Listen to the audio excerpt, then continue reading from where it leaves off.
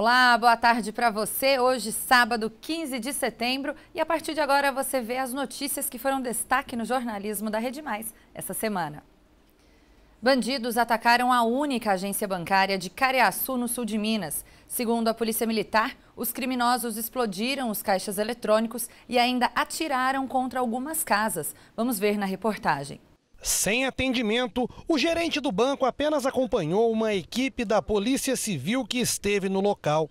No lugar dos vidros da porta principal da agência, tapumes de madeira escondiam o estrago deixado pelos bandidos.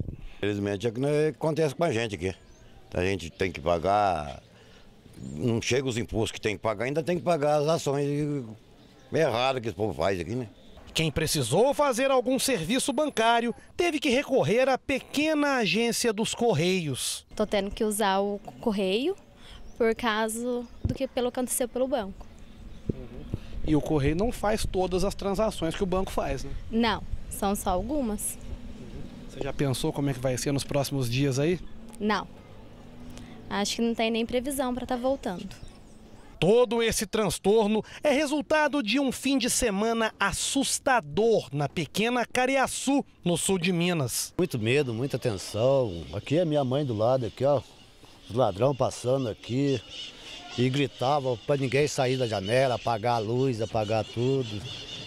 Meus irmãos ficaram todos com medo, né? Tomar um tiro dentro de casa, rapaz. Durante quase uma hora, foi esse o barulho ouvido por toda a cidade.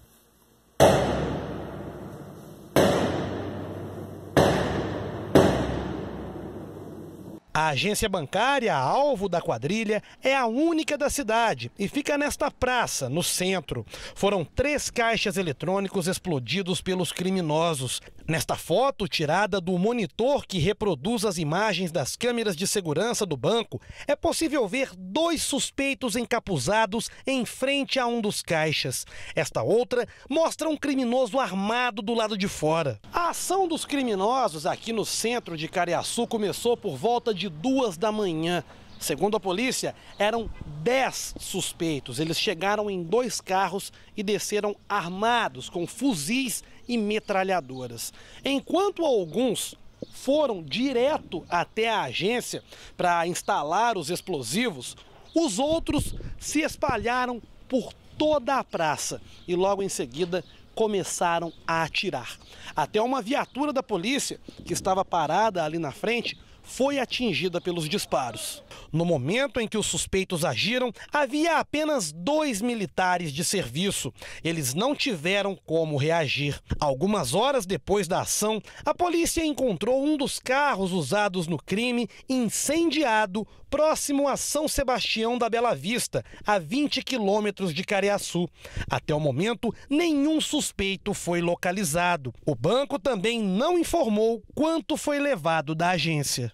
E ainda falando sobre ataques a bancos, o governador Fernando Pimentel anunciou essa semana a compra de veículos blindados para ajudar a Polícia Militar no combate aos ataques a bancos em Minas. 40 blindados serão usados em pontos estratégicos no patrulhamento em várias cidades do interior do estado. Segundo a Polícia Militar, os carros vão permitir um enfrentamento aos crimes de maior agressividade, como explosões a caixas eletrônicos. De imediato, serão adquiridos 20 veículos a um custo total de 7 milhões de reais. Outros 20 blindados devem ser comprados nos próximos meses. Ainda segundo o governo de Minas, um veículo blindado já está em fase de teste na região de Poços de Caldas, no sul de Minas. Uma idosa de 79 anos teve vários ferimentos depois de ter sido agredida em Montes Claros. Segundo a Polícia Militar, o suspeito do crime é o neto dela, de 26 anos. Ele seria usuário de drogas. Veja. Segundo a Polícia Militar, a idosa Maria Lopes da Assunção, de 79 anos, teve vários ferimentos. Ela teria sido agredida pelo próprio neto, Igor Lopes do Carmo. O rapaz seria usuário de drogas. Quem chamou a polícia foi a filha da vítima. Segundo a PM, o suspeito teria ido ao local à procura de objetos para vender. O dinheiro seria usado para pagar dívidas do tráfico, mas na casa não havia quase nada, pois os eletrodomésticos, móveis, panelas e até o botijão de gás já teriam sido vendidos por ele. O suspeito também queria dinheiro. Como não encontrou, ficou irritado e teria partido para cima da avó. Depois de agredir a idosa, o rapaz começou a destruir tudo. A casa ficou toda revirada. Vidraças, louças e os poucos móveis que ainda existiam no imóvel foram destruídos. Depois disso, Igor fugiu do local. A polícia fez rastreamento aqui pela região, mas não encontrou suspeito. Uma ambulância do SAMU veio até o local e Dona Maria se queixava de dores na barriga. Ela foi encaminhada para o hospital universitário e, segundo a unidade, ela recebeu alta nessa madrugada.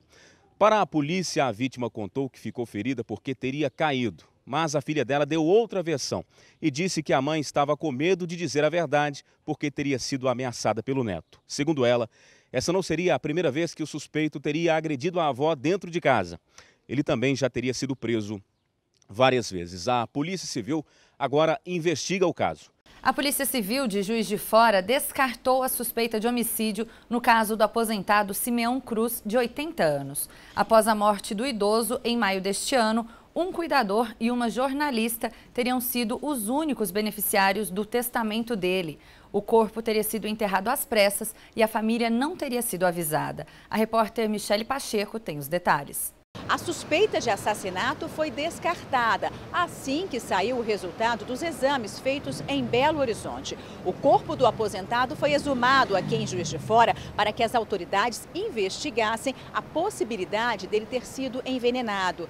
Simeão Cruz, de 80 anos, morreu e o corpo foi enterrado às pressas no dia 13 de maio deste ano. Parentes estranharam o fato de não terem sido comunicados sobre a morte dele e levaram um susto ainda maior quando descobriram que o cuidador de idosos que trabalhava para a vítima e uma jornalista, amiga do aposentado, eram os únicos beneficiários de um testamento assinado por Simeão 2 dias antes de morrer. A polícia foi avisada e a história passou a ser investigada.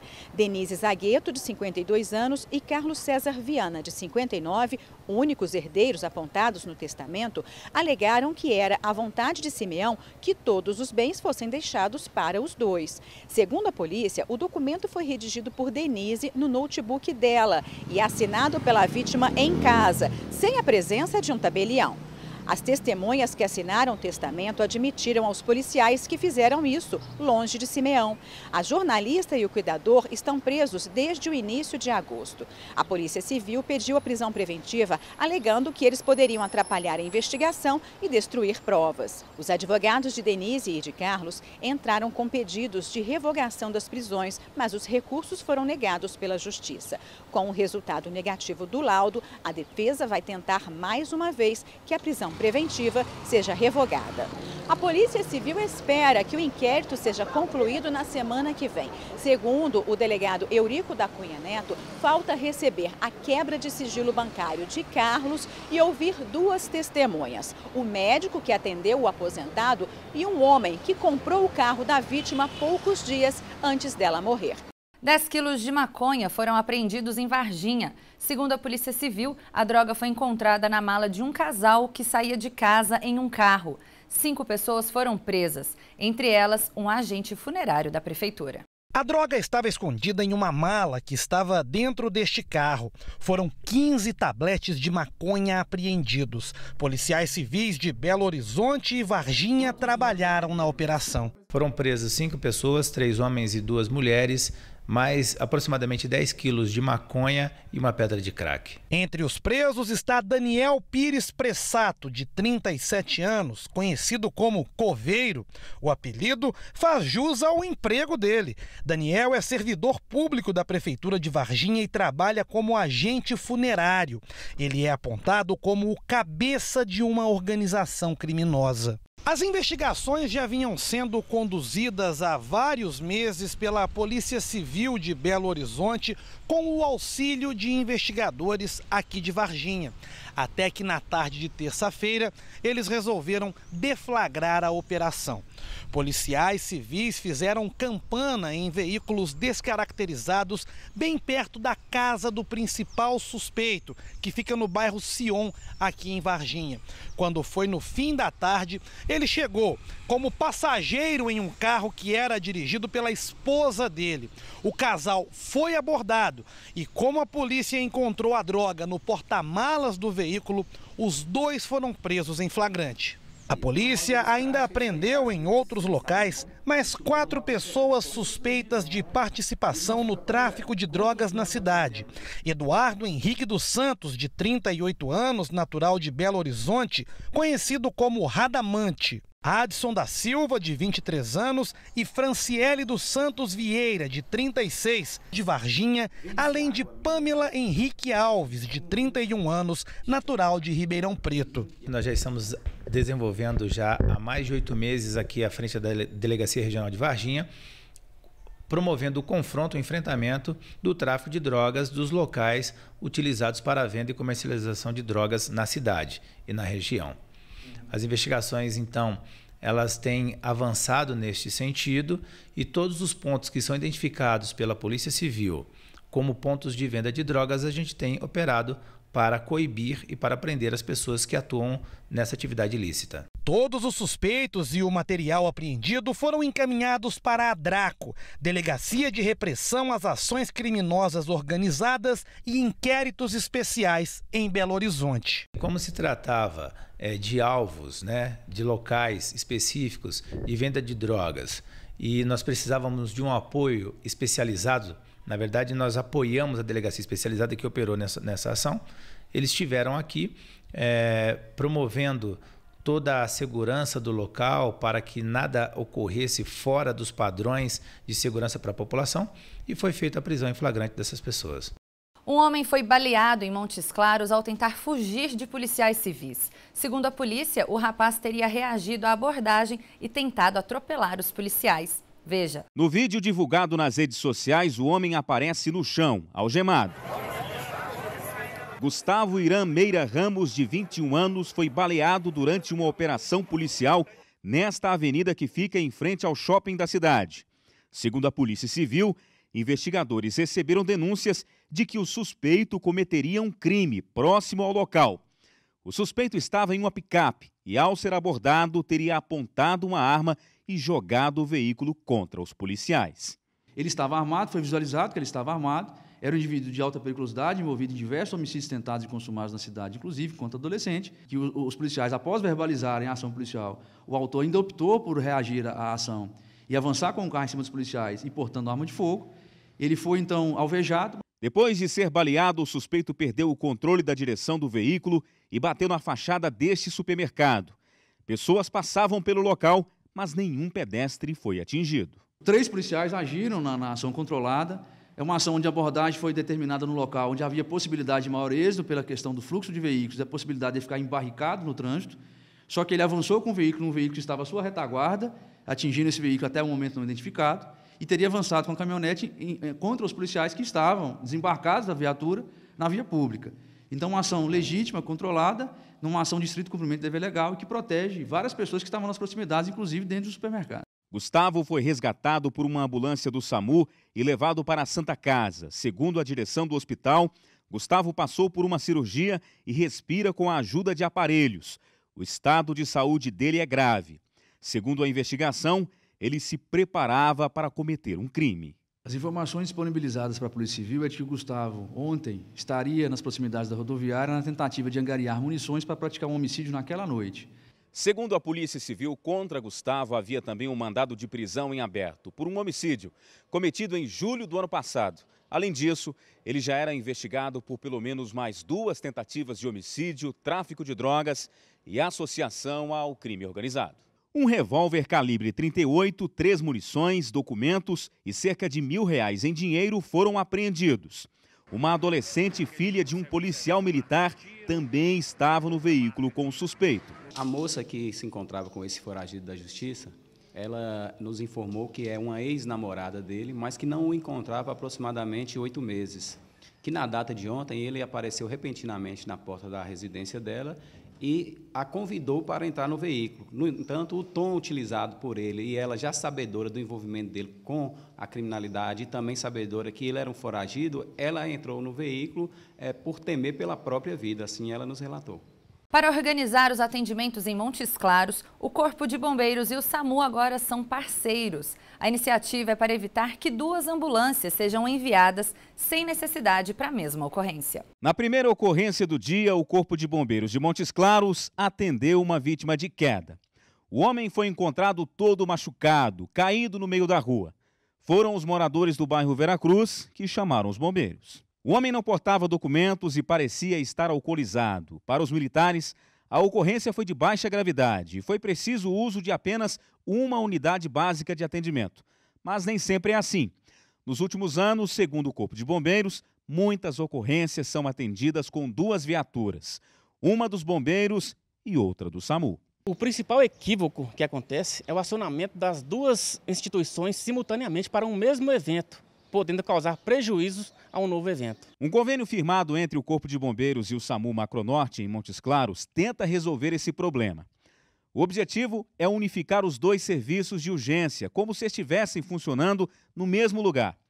Além de melhorar o atendimento, a proposta deve economizar dinheiro público. Esse também é uma das vertentes do convênio, que é diminuir e racionar a utilização de recurso público. O Corpo de Bombeiro, numa ocorrência de múltiplas vítimas, por exemplo, é ele quem faz e é responsável pelo atendimento de extricção de vítimas, desencarceramento de vítimas de automóveis. E o SAMU é o atendimento médico, né, propriamente dito.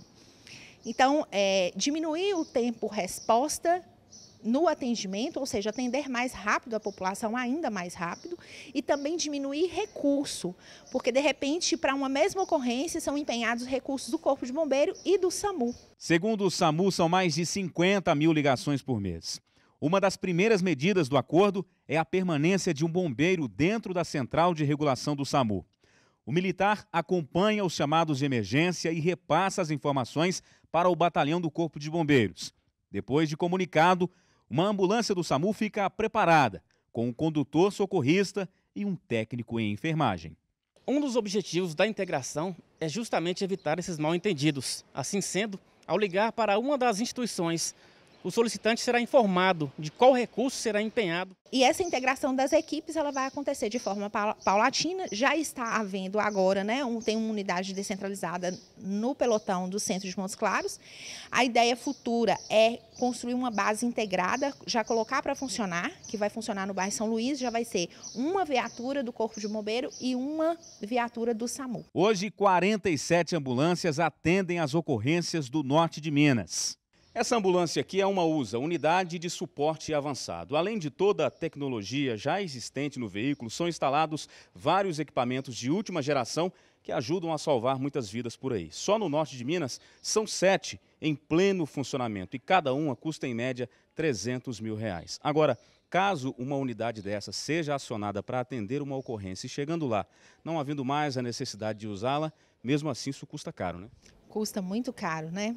Porque o atendimento pré-hospitalar é um atendimento que demanda mão de obra qualificada, medicamentos de última geração, equipamentos. Então, mesmo saindo e não atendendo, ela tem um custo efetivo para o consórcio. Depois do processo de adaptação em Montes Claros, o novo serviço unificado deve atingir outras regiões. Mais futuramente, não só em Montes Claros, mas nas 36 bases descentralizadas que a gente tem no norte de Minas inteiro. Sabe aquele senhor que mostramos no início da reportagem? Ele foi levado para casa de familiares e passa bem. Nós vamos para o intervalo bem rapidinho e voltamos já já.